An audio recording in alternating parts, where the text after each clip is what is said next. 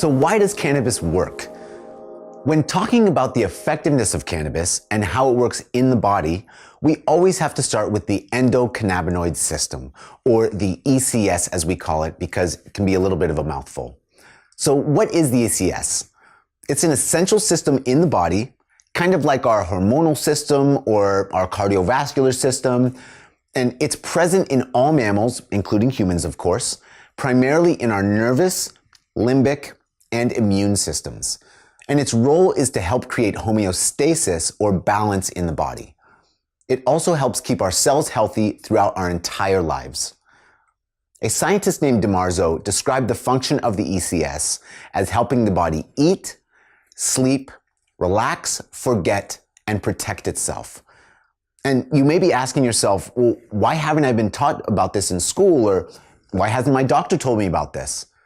Well, there's a couple reasons. First, it wasn't discovered until the 1970s, and although there's been a massive amount of research since then, it's taken the institutional medical system a while to start to understand how the ECS works and its importance when thinking about the causes and treatment of disease.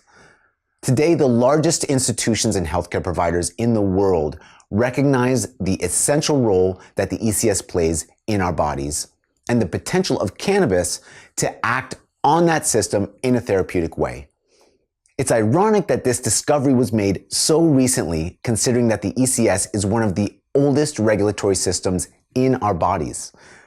It's been around for millions of years and hasn't changed much in that time, meaning that it has a very high level of what we actually call evolutionary conservation, highlighting its essential role in keeping us healthy throughout our entire lives.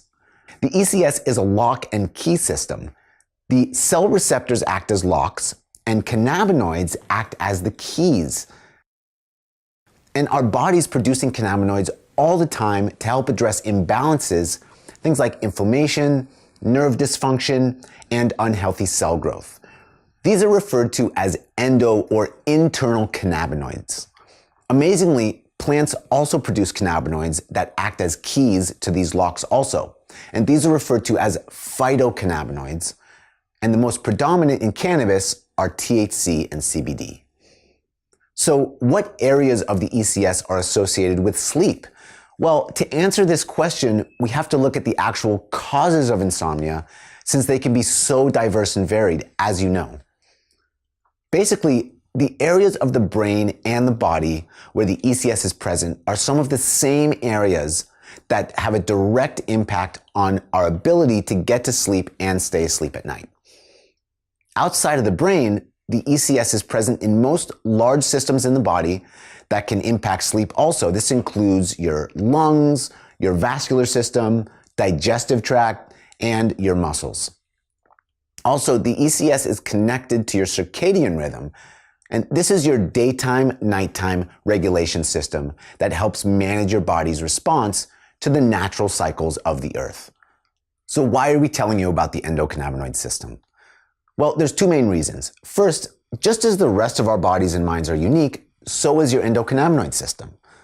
You have a different constitution and potential imbalances from the next person, which is why your treatment needs are unique as well.